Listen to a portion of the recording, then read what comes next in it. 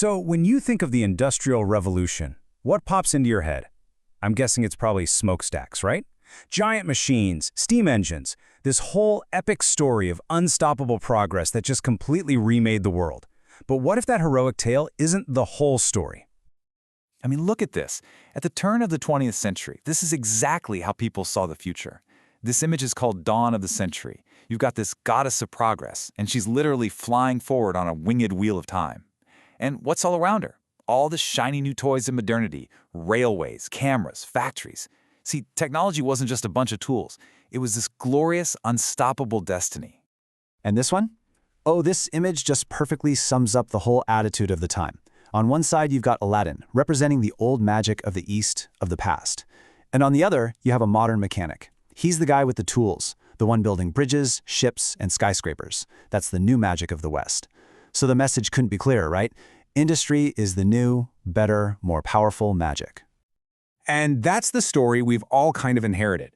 A simple, triumphant narrative of super-fast change where factories and machines just popped up and created this wonderful, new, modern world. And hey, it's a great story. It's simple, it's powerful, and it's really stuck in our popular imagination. Okay, but this is where we need to hit the brakes, because history is almost never that simple. What if this picture of a sudden factory-led revolution isn't the whole truth? What if, and this is a big one, what if large-scale industry was already happening before the first factory was even built? Yeah, you heard me right. Long before those iconic smokestacks started dotting the landscape, there was this massive network of industrial production already in motion.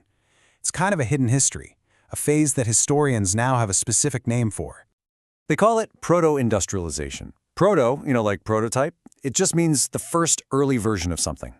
So this was a system where merchants in the cities were basically outsourcing production to families way out in the countryside, all to supply a growing global market. It was absolutely industry, just without the big buildings. So, how did this whole thing actually work? Well, it was like this surprisingly clever production line that crisscrossed the entire country. A merchant in town buys a bunch of wool. He then takes that wool out to spinners in the countryside.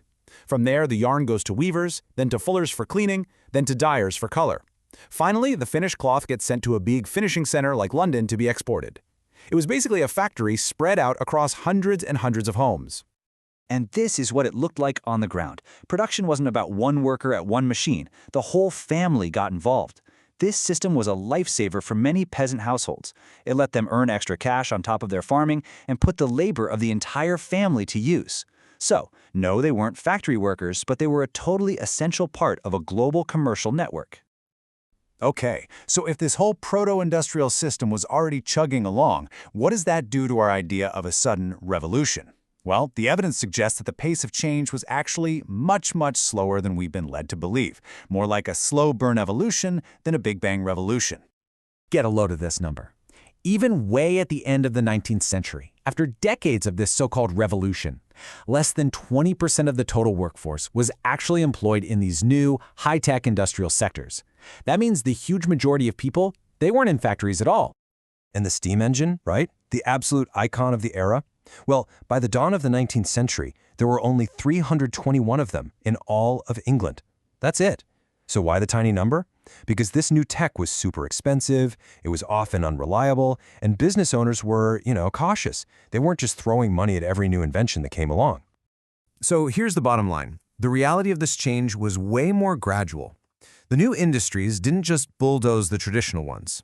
In fact, a lot of the growth was happening because of small, clever innovations in old-school sectors like pottery and furniture making.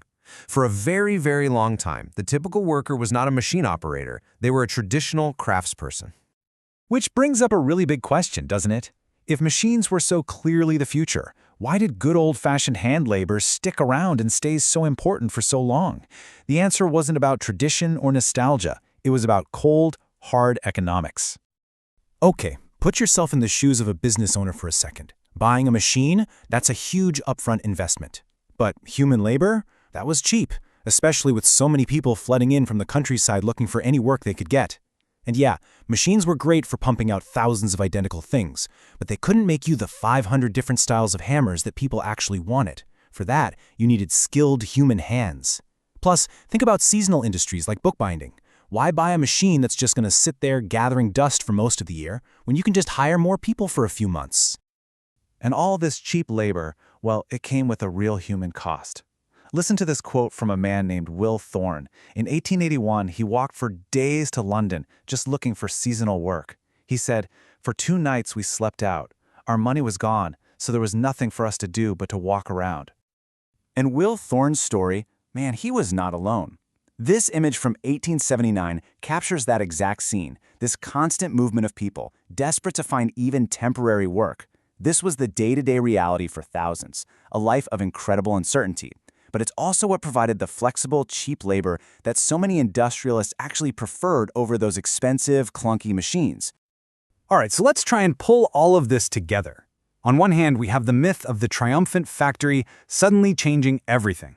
And on the other, we have the reality of this much slower, more complicated process where people and old methods were still absolutely central. So what does the Age of Industrialization really look like when we hold both of those truths in our hands at the same time? And this right here nails the new, more complicated picture we're painting. On the left, you've got the classic iconic image of industrial Manchester, smokestacks and all. But on the right, you have that quiet, domestic world of cottage industry. The real story of this era isn't about one picture replacing the other. It's about how these two worlds existed at the exact same time, side by side, and even depended on each other for a very, very long time. So, what's the big takeaway here? It's that the Age of Industrialization wasn't some single Big Bang event. It wasn't a revolution in the way we usually think of it. It was a long, messy, complicated process of evolution, where the brand new technologies and the old ways of working lived together, shaping each other along the way. So, where does that leave us? Well, if the story of the past is so much more complicated than the simple version we're often told, maybe that should change how we think about the technological revolutions that are happening right now, all around us. Are they really as sudden and disruptive as they seem? Or is there a hidden history, a more gradual evolution that we're just not seeing? Something to think about.